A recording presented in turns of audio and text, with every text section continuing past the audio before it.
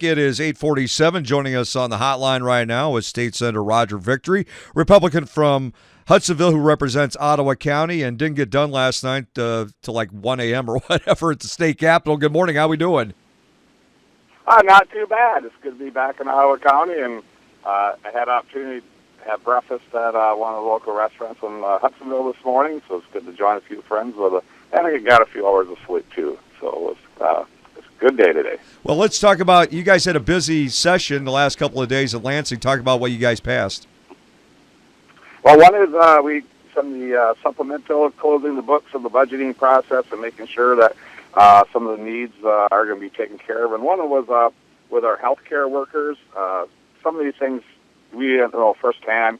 With COVID going on right now, they are working hard, understaffed, and there's some aspects. So we got some additional money for them, and also for even dollars in the House Bill 4398. That was passed through by the Senate here even just yesterday. One area is we help address some of the nursing home, long care facilities, getting additional monies there, developing a strike team. So if a facility has some critical needs of some additional people, that those care workers can come in there and help and assist in those areas. We've seen a number of constituents reach out to us concerned about the care for our loved ones.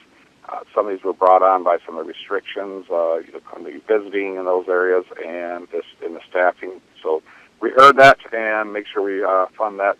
Also put some additional money for elder care justice, elder justice, making sure there's more money for these long-term care ombudsmen. That's their advocates, so that way you can reach out to them. They navigate through these issues and advocate on behalf of our elderly that are in these facilities.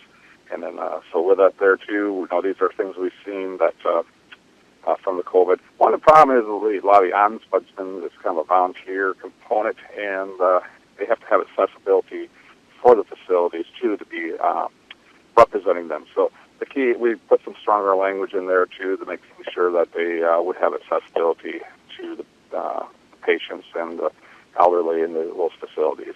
So hopefully we'll some good stuff right there, along with some other areas that we got across the finish line, and some economic stability bills to making sure that we retain some of our major manufacturers in the state of Michigan. A lot of the news about GM deciding to locate here with their new additional investments in Lansing and Detroit and those areas, and their new mobility electrical power vehicles. So I'm glad to see that we're working with them hand in hand and retaining those billions of dollars investments and those thousands of jobs that go right along with it. State Senator Roger Victory, Republican from Hudsonville, who represents Ottawa County, joining us. I want to dive in a little bit more into that because I saw on Bridge MI today that Michigan legislature passes $1 billion incentive plan for big projects like GM, and they also approved another $500 million for economic development. Is there, when you guys, gals, think about this and you're giving all these incentives, is there a chance that you give away too much to these companies for what you get in return? Well, the beauty of the system that was put together. We have legislative oversight on it. The previous methods, when it goes to the MEDC, it's out of sight, out of control, and the money goes in, and then there it goes on autopilot. Here, with legislative oversight, those questions can be asked. It's a process. You have committee hearings. It will come through appropriations process. So with that, you have a public dialogue, public hearing dialogue into that process of making sure those dollars are properly used and are not, just squandered away in some areas that, like overstimulating some areas, which you can see sometimes at the federal level how that happens and doesn't have the best return for those dollars for the needs that are out there for them. Okay. Michigan lawmakers vote to allow bus drivers, lunch aides to serve as substitutes, but it's unclear if Governor Gretchen Whitmer will sign the bill waiving some requirements for subs this year to ease a nationwide shortage. Can you talk about that? Well, that's similar. We talk about our caregivers that are adult care facilities. There is such a demand. I'm sure each of the listeners out there has a personal story that they could tell either for receiving services or where they work of the shortage issues, and we see that firsthand in our schools, especially among the bus drivers and those who all levels of education, even at the substitute teacher level. There's a number of people that, they're even leaving the teaching career because they can't take a break because there's no substitute to replace them.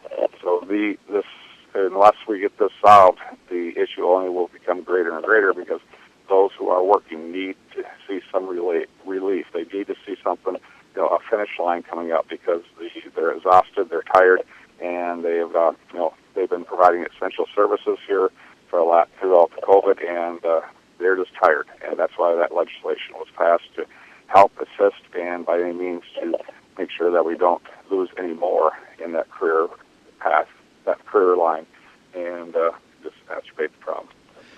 There's an article in today's Detroit Free Press that says that according to a wide-ranging report released this month by a team of researchers from the University of Michigan, Michigan State, and consulting firm Safe Water Engineering, the report finds that the lack of water and sewer service affordability is a widespread problem across the state.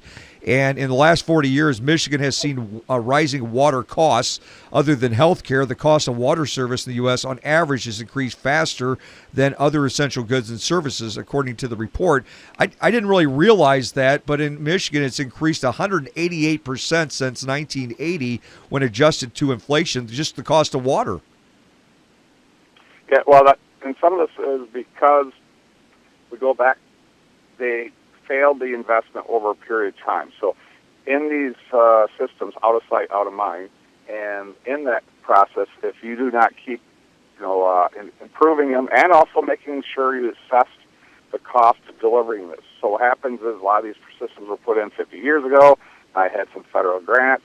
Here's the set cost to charge for it, but they did not improve the system and use it with dollars there, and then also assess properly. So now we have this, we're hitting that wall, so the costs continue have to be reassessed, so we might see a doubling of the charges or tripling the charges, and I do put a lot of blame on some of these communities because they did not manage the system properly, and they did not price in those additional costs on a step-by-step, and then suddenly they throw a wall there, and now you got to climb this wall with a 300% price increase or some astronomical area like that.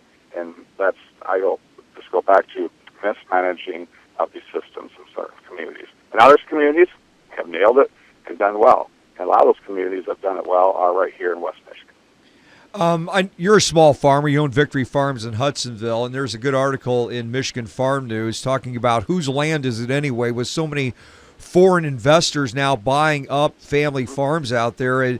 It's almost like you against the conglomerates out there. What does it look like in the future for the individual farmer? Well, it's interesting you brought that up because I sit right next to Chairman Kevin Daly. I chair the appropriations side of agriculture. He chairs the policy.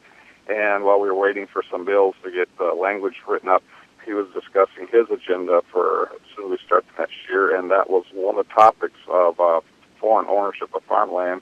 And that's a national issue, but he has been looking at some things that the state of Iowa is doing and see if we can learn some things and emulate some aspects there of Iowa and how land ownership is, who owns it, because you take something like a dairy industry, some foreign multi-conglomerates could easily come in with some billions of dollars and basically encapsulate the entire industry. We saw that even did occur in our pork industry in the United States. Senator, before we let you go, I know you've had a long night last night and short morning this morning, but anything you want to relay to everybody with Ottawa County, who you represent? Well, it's been a blessed year. I thank you for everyone that has reached out to our office. And we had a couple of people contact us about various different issues, even health care issues, elder care issues, and we talk about unemployment things. So it's been a very interesting year, and it's just been a pleasure to be on your show. And when I come in the Grand Haven community, they know me as the guy on the radio. So I always appreciate that, and you do a tremendous job. So looking forward to be up in the Grand Haven community fairly soon, hopefully next year with some with the district hours, getting that all rebooted up and getting that system going. And so it's good stuff. Keep up your good program here, and we'll be in dialogue. And it's just it's a blessed district to serve. Hey, Senator, as always, we thank you very much, and I hope you have a good day and get some rest, okay? Certainly will. Thank you, Eric. Thank you very much. State Senator Roger Victory, always good enough to join us at this time.